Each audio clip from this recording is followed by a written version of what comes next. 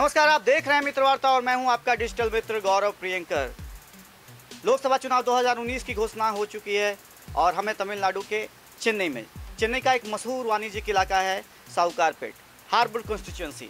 यहां पर हिंदी भाषियों की संख्या बाकी चेन्नई के विभिन्न इलाकों से कहीं ज़्यादा है।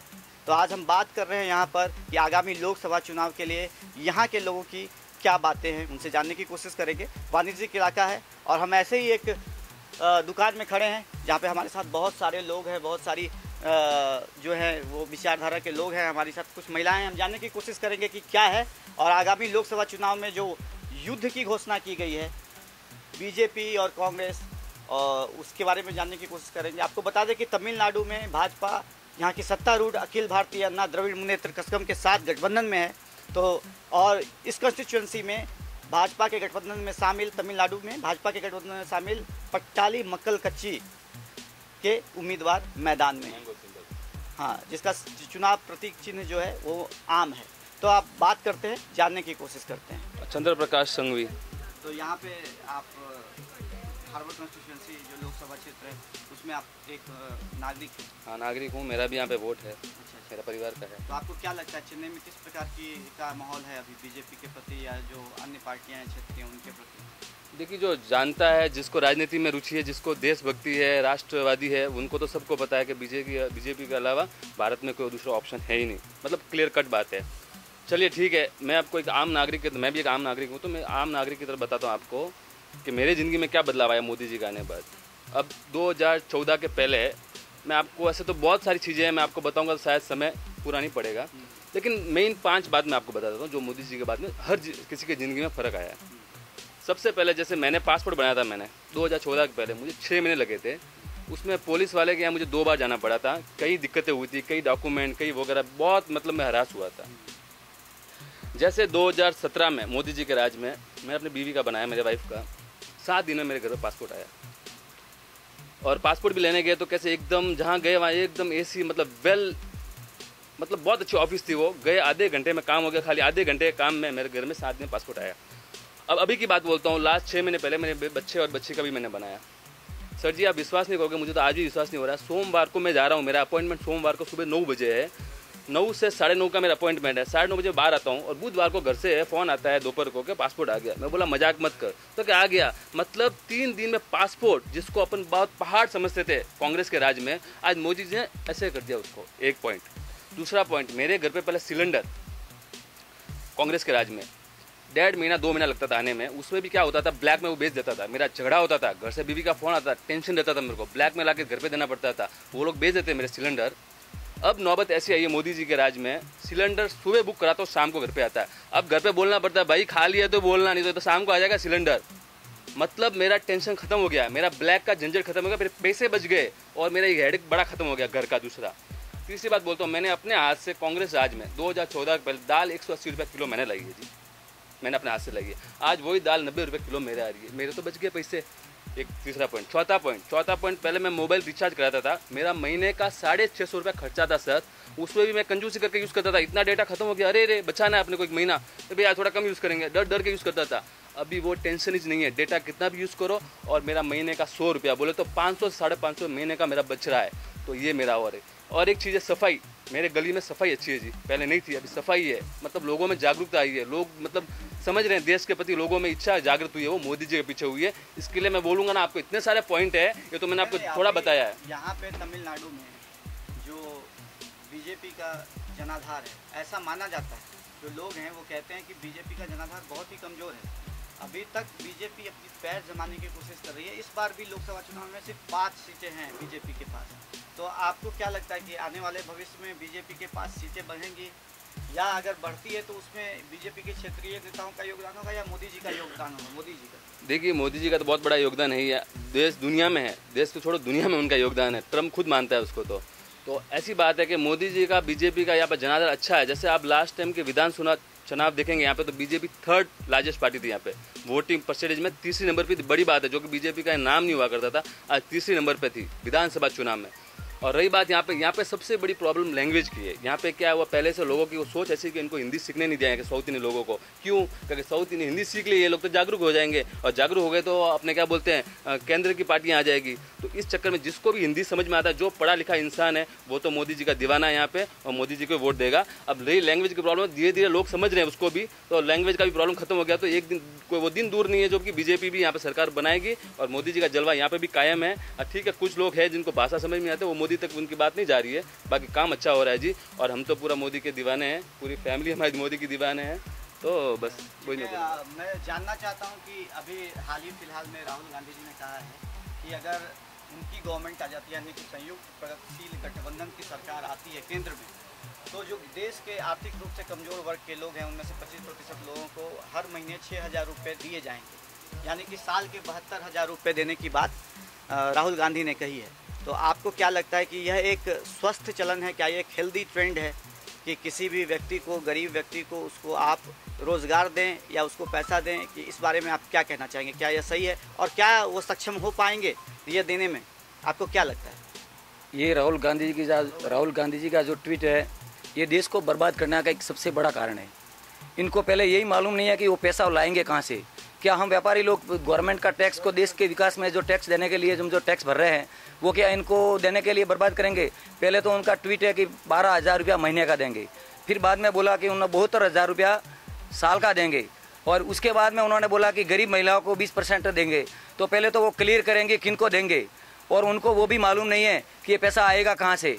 हम भारत के वासी पूरे व्यापारी लोग, सब लोग टैक्स भरते हैं देश के विकास के लिए, ना कि ऐसा और फिजूल में खर्च करने के लिए। और कांग्रेस पार्टी को जिताने के लिए हम टैक्स नहीं भरते हैं।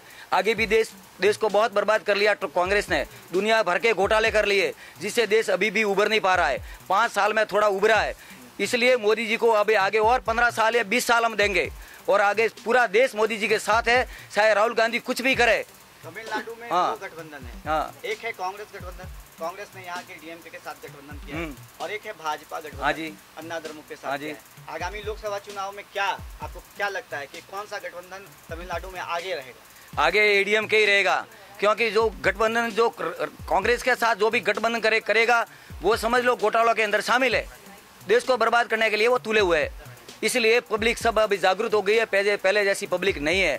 जो 10-15 साल पहले पब्लिक थी वो नहीं है। सोशल मीडिया पे पब्लिक पूरी जागरूक है। पब्लिक को सबको मालूम है कि किसको वोट देना है। आज देश विकास की राह पर है, देश का जलवा पूरे वर्ल्ड में है। आज मोदी जी की जय जयकार वर्ल्ड में होती है। क्यों होती है? उनको क्या मतलब है अपने भारत से? क्योंकि भारत अपना अग्रसर बना है। कल परसों अपने भारत ने एक शक्ति परीक्षण किया, उसमें वर्ल्ड का 4था नंबर बन गया। पहले अमेरिका, फिर रूस, फिर चाइना, 4था भारत बना। ये कोई फालतू का काम नहीं है। अपन अंतरिक्ष में भी युद्ध करके दुश्मनों को मार सकते हैं। ये मोदी जी के हाथों काम हुआ। पहले कांग्रेस की सरकार में ब्रह्मास्त्र, ब्रह्मोस मिसाइल का जो परीक्षण हुआ था, उसको भी अंदर में डाल दिया था। वो परीक्षण करने नहीं दिया उन कांग्रेस वालों ने। तो अभी मोदी जी आने के बाद उस ब्रह्मोस मिसाइल को भी बाहर निकाला, तभी डोकलाम से चाइना को वापस जाना पड़ा, नहीं तो वो वापस जाने को तैयार नहीं था। यही मोदी का जलवा है, और मोदी जी को ही हम लाएंगे। मोदी जी का ही सपोर्ट है, पूरा देश मोदी जी के साथ है, और हम सब चौकीदार है। हम सब चौकीदार है, हम सब चौकीदार है। अच्छा, ये बताइए, अभी बोला जा रहा है कि जो देश के प्रधानमंत्री हैं वो बातें तो बहुत करते हैं लेकिन काम नहीं करते हैं। अच्छा। और सबसे ज़्यादा जो वर्ग है प्रभावित है मोदी जी से, जो सबसे ज़्यादा प्रभावित वर्ग है वो व्यापारी वर्ग प्रभावित है।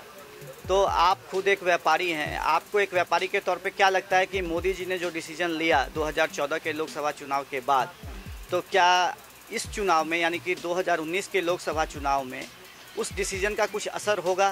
क्या व्यापारी वर्ग उनसे नाराज़गी जाहिर करेंगे? क्या उनके जो है, विशेषकर मैं बात कर रहा हूँ तमिलनाडु में और साहूकार पेट में जो यहाँ के व्यापारी हैं, आप दूसरे व्यापारियों के साथ बातचीत करते होंगे, तो आपको क्या लगता है कि व्यापारी वर्ग नाराज़ है या खुश है?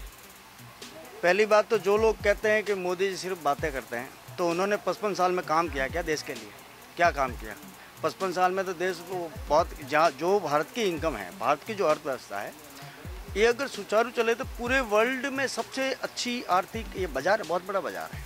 पूरे दुनिया की इस बाज़ार पे नज़र है, और हमारे नेता इसको लूटने में लगे हुए थे। अब इनको सिर्फ 5 साल दिए और इन्होंने कुछ नहीं किया। तो तुमने 55 साल में कुछ नहीं किया, अब 5 साल में आप सवाल खड़े कर रहे हैं, कुछ नहीं किया। फिर ये जो अनाउंसमेंट फिजूल का है, नरेगा क्या है? घर बैठे लोगों को पैसा दो, इनको आलसी बना दो, इनको निकमा बना दो, बस सरकार का पैसा इनको देते रहो, आलस पने में इनको काम दो, उद्योग दो। ये जो मोदी की जो पॉजिटिव विचारधारा है कि भाई लोगों को रोजगार दो, काम करने की, तब देश उन्नति करेगा। अब घर बैठे कितने दिन और आदमी की फिर विचारधारा बन जाएगी कि सरकार हमें देगी, उसको हम वोट देंगे और काम कुछ आलसी बनाना है, तो ये तो बिगाड़ने वाली बात है पूरे ही मतलब। और रही व्यापारियों की बात, तो व्यापारी जरूर नोटबंदी जो जीएसटी से, क्योंकि समझ यहाँ जो भारत का जो बाज़ार है कैश प्रभावित बाज़ार है, पूरा ही रोकड़ बाज़ार है, तो इनको ये ऑनलाइन ई बैंकिंग में आते आते वक्त तो लगता है, कोई भी चीज़ में एकदम नया उनके ऊपर तो टाइम लगता है, मगर फिर भी हम आशान्वित है, हमें आशा है कि जो रिजल्ट है, जो इनकम सेंटर में जा रही है, तो जो रिजल्ट जा रही दिख रही है, तो उससे तो उजाला तो होना ही है, वो तो पक्का दिख रहा है, आज नहीं तो कल। हाँ, ये 1 साल जो तकलीफ भरा निकाला है, तो अब अच्छे दिन 2 महीना और रुक जाइए, इलेक्शन के बाद देखिए बाजार ऊपर उठेगा। और राहुल गांधी के बारे में क्या कहेंगे? वो आजकल बहुत सारी नहीं, वो सपना देखते हैं, मुंगरी लाल का सपना, उसको प्रधानमंत्री बनना है, कई बार कह चुका है कि वो मैं प्रधानमंत्री बनना चाहता हूँ। वो हर जगह जाके बोलता मैं भी बनना चाहता हूँ। देखो वो मुन्ना फिल्म आई थी, वो कहता है मैं भी डॉक्टर बनना चाहता हूँ। तो ऐसे खाली बनना चाहता हूँ या प्रधानमंत्री, उसके योग्य क्षमताएं, डिसीजन लेने की क्षमताएं, वो चोरी छुपे चाइना के एम्बेसडर से मिलते हैं जब देश का चाइना के साथ मतभेद चल रहा है, और उसी पीरियड में वो चाइना के एम्बेसडर से जाके मिलते हैं। वो कैसे देशभक्त हैं? और वो मतलब अपने दादाजी की कब्र वहाँ जो इलाहाबाद में है, वहाँ तक वो जा नहीं सकते, अपने पूर्वजों तक को याद नहीं, वो देश के क्या संभाल पाएंगे? वो मतलब उनको वो नेगलेक्ट करना चाहते, किसी को बताने नहीं चाहते कि मेरे दादा वहाँ हैं। मतलब वो पहली बात तो वो भारत को क्या बताना चाहते हैं? वो मतलब क्या है, प्योर हिंदूवादी है? अरे हमें तो आपकी मानसिकता पहले से मालूम है, आप हिंदुओं को कितना दुख दे चुके हैं। ये वही कश्मीर के पंडित अभी भी डेरा डाले बैठे हैं दिल्ली में, जो तंबू में बैठे हैं। ये अगर पहले ये मोदी वगैरह आगे होते तो इनको वापस पुनर्निवास हुआ होता, और इनका भी होगा, पुनर्वास होगा, वहाँ देश में आतंकवाद खत्म होगा। जो भी मतलब एक खाली एक वोटों के लिए एक ही मैं किसी कोई जातिवाद का नाम नहीं लेता, मुसलमान यहाँ के भारत के मुस्लिम भी गलत नहीं है, उनको गलत किया जा रहा है। एक मतलब पर्टिकुलर पार्टी सपोर्ट दे करके वोटों की राजनीति ने यहाँ जातिवाद फैलाया, और ये कांग्रेस एक मतलब कीड़ा है, इसको देश से खत्म करना बहुत जरूरी है। राहुल गांधी शायद अब 40-45 से ऊपर के हो गए हैं, फिर भी युवा कहते हैं अपने आप को, युवा नेता हैं। तो एक युवा के तौर पे आपकी क्या प्राथमिकता है, राहुल गांधी या नरेंद्र मोदी को शादी करने? देखिए, युवा के हिसाब से तो नरेंद्र मोदी ही आना चाहिए और वही आएगा। राहुल गांधी, वो कहावत है ना कि बंदर गुलाटी मारना नहीं भूलता, वो वाला राहुल गांधी कितना भी बोले मैं पीएम बनना चाहता हूँ, वो बनेगा नहीं। हम सब यहाँ के सोकारपेट वाले का वोट बीजेपी को ही जाएगा, और हम सब लोग टीम बीजेपी को ही वोट देंगे। राहुल गांधी सपना देखता है, सपना देखने का हर किसी को अधिकार है, सपना हर कोई देख सकता है। और अभी हाल ही में प्रियंका गांधी आ गई हैं, उनके बारे में क्या है? उनके आने से कुछ आपको लगता है कि भाई कमजोर है तो बहन बचाने आ गई, सीधा हिसाब है। अब रक्षाबंधन में भाई बोलता है कि मैं बहन को बचाऊंगा, यहाँ थोड़ा उल्टा हिसाब है, यहाँ बहन बचाने आ रही है। ठीक है। और बताएं कि ये लोकसभा चुनाव जो एक मोदी बनाम राहुल गांधी है, ऐसा नहीं है, मोदी बनाम पूरा विपक्ष है। हाँ। यदि मोदी चोर होता, ये बोल रहे हैं राफेल में चोरी की, पहली बात इनने एक भी प्रूफ दिया नहीं सुप्रीम कोर्ट में, ठीक है। यदि चोर है तो पता नहीं इनको इकट्ठा होने की कहाँ जरूरत थी, पब्लिक अपना आप इसको मोदी को हटा देती। 5 साल पहले हर दिन रोज आज वो घोटाला, आज वो घोटाला, आज वहाँ बम विस्फोट हुआ, आज वहाँ आतंकवादी घटना हुई। 5 साल में आपको दोनों सुनने को नहीं मिली, ना तो घोटाला का सुनने को मिला, ना कश्मीर के आगे कहीं आतंकवादी घटना सुनने को मिली।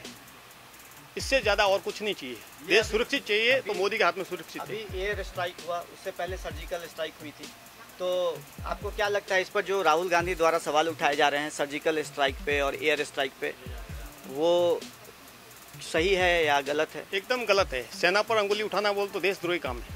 ये तो एक नंबर का गद्दार है वही सेना पर अंगुली उठा दे। नहीं तो सेना नहीं होती तो आप सो नहीं सकते। यदि आपको सेना पर विश्वास नहीं तो आपके साथ सिक्योरिटी गार्ड क्यों रखते हो?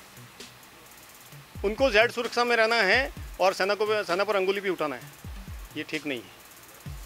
अभी राहुल गांधी लगातार राफेल के मुद्दे को लेकर मोदी सरकार को और मोदी जी को घेरने की कोशिश कर रहे हैं, तो क्या आपको नहीं लगता है कि इससे मोदी जी की छवि पर कोई नुकसान पहुंचा है? बिल्कुल नुकसान नहीं पहुंचेगा। पब्लिक सब जानती है।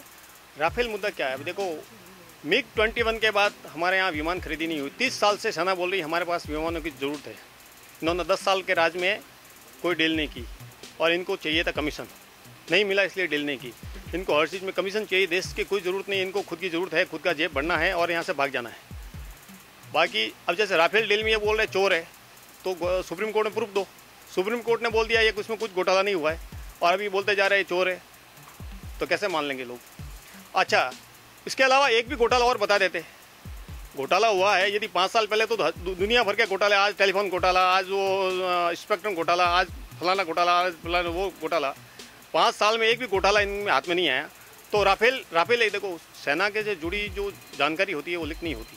उनको एक मालूम है कि गवर्नमेंट कभी लीक नहीं कर सकती, इसलिए ये मुद्दा उठाओ और न तो वो बात पब्लिक में ला सकते हैं कि अभी कैसे डील हुई है, ये सार्वजनिक नहीं होती है, इसलिए ये आरोप लगा रहे। इतने आरोप इनके पास सबूत है तो फिर सुप्रीम कोर्ट ने रखने चाहिए था ना कि भाई हमारे पास सबूत है, इन्होंने इतनी घूस खाई है, वो किया है। और ये राहुल गांधी बोल रहे हैं कि हम लोगों को 6,000 रुपये महीना देंगे, हमारी सरकार आ जाएगी। ये तो लोगों को निकम्मा का बनाने की स्कीम है। ये तमिलनाडु से चालू हुई है और पूरे इंडिया में फैल गई है। यहाँ वोट ऐसे दिए जाते हैं, इस बार मिक्सी देंगे, इस बार कुकर देंगे, इस बार वॉशिंग मशीन देंगे और वोट दो। यहाँ चेन्नई में 50 साल से पानी की समस्या है। पानी आज भी लोग सुबह उठ के घड़ा लेके बाहर जाते हैं और हैंडपम्प से लेके आते हैं। एक आदमी पानी के लिए चाहिए। ये 50 साल से, आज से नहीं है, 50 साल में यहाँ कोई दूसरा मुद्दा रहता नहीं है। कौन कितना गिफ्ट दे रहा है, यहाँ वोट बिकता है। और ये स्कीम कांग्रेस पूरे हिंदुस्तान में फैला रही है। जैसे पहले महानरेगा में क्या होता है, 100 दिन की मजूरी देते हैं, तो आदमी फ्री में मजूरी ले रहा है। आपको नाम जो गांव से जुड़ा हो उनको मालूम है मनरेगा में कैसा घोटाला है। एकदम फालतू स्कीम है, लोगों को बेरोजगार। और कांग्रेस को मालूम है जब तक आदमी अनपढ़ और बेरोजगार है, ये जो फ्री में खाने की आदत है, तब तक अपना वोट है। यदि पढ़ लिख के बाहर चला गया, कमाने लग गया, तो वो वोट मेरे को नहीं देगा। उसकी आँख खुल जाएगी कि हमारे साथ कांग्रेस ने कितना गलत किया 50 साल में, पिछले 70 साल में। तो ये एक बेरोजगार और ये अपना क्या बोलते हैं उसको, आलसी बनाने की स्कीम है। और वैसे भी ये पूरी होने की संभावना नहीं है। 6,000 रुपया प्रति व्यक्ति कैसे पॉसिबल है? अच्छा, एक बार क्या एक व्यापारी टैक्स भर के फ्री में बांटने का काम करेगा खाली, तो देश कैसे चलेगा?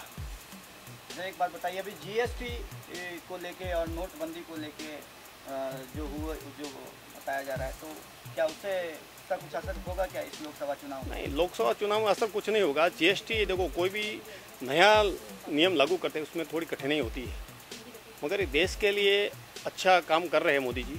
तो देखो, हम यदि हमारे में देश के प्रति कुछ अच्छी भावना है तो हम उसका सपोर्ट करना ज़रूरी है। बाकी अभी खाओ खिलाओ राज में यदि काम करना है तो कांग्रेस थी पहले 70 साल में, यही किया, खाओ खिलाओ मज़ा करो। और अभी मोदी जी कर रहे हैं काम करो और मज़ा करो। मोदी जी का नारा है काम करो मज़ा करो। आपको टैक्स देना नहीं है और फ्री का खाना है तो कांग्रेस को वोट देना ही है। मगर हम तो उनके साथ खुश हैं, मोदी जी के साथ। हम वोट मोदी जी को देंगे और मोदी जी को ही वापस लाएंगे। जीएसटी से हम कोई प्रभावित नहीं है, ना नोटबंदी से प्रभावित है। मैं तो एक बार भी बैंक नहीं गया, क्योंकि 4,000 रुपये दे रहे हैं। अपना हर आदमी का एक महीने का खर्चा कितना रहेगा? अभी राहुल गांधी वहाँ मर्सिडीज गाड़ी से उतर के लाइन में लगता है, इससे बड़ी घटिया राजनीति क्या होगी? और फिर अपना कुर्ता फाड़ के दिखाता है, मेरा कुर्ता फट गया, तो वो तो कल बोलेगा 6,000 के लिए भी मेरा कुर्ता फट गया, पैसा डाला तो अंदर निकल गया। कल वो ऐसे ही बोलने वाला है। इसलिए राहुल गांधी पर ज़्यादा विश्वास मत करो। अभी वो बचपना है उसमें, इसलिए तो 45 के ऊपर होने के बाद भी वो अपने आप को युवा क्यों बोलता है कि उसके बचपना है। अभी जो 12 साल का लड़का रहता है ना, वो कैसे बात करता है, वो जिद करता है। ये भी उसके माँ के साथ जिद कर रहा है, मेरे को प्रधानमंत्री बनना है। राहुल गांधी जाता है तो बाप देख रहा है, माँ का भी देखो, किसी के माँ का बेटा रहता है ना, वो गूंगा रहेगा, काला, ये पागल रहेगा, तो भी बोले कि मेरा बेटा है, बहुत होशियार है। वो कभी नहीं बोले कि मेरा बेटा पागल है। ऐसा हालत सोनिया गांधी का है। अभी उसके बेटे को प्रधानमंत्री बनने की जिद है। अभी बेचारी वो क्या कर सकती है? रावण के लिए सुपरंगा आई थी, ये राहुल गांधी के लिए बचाने प्रियंका गांधी आ गई।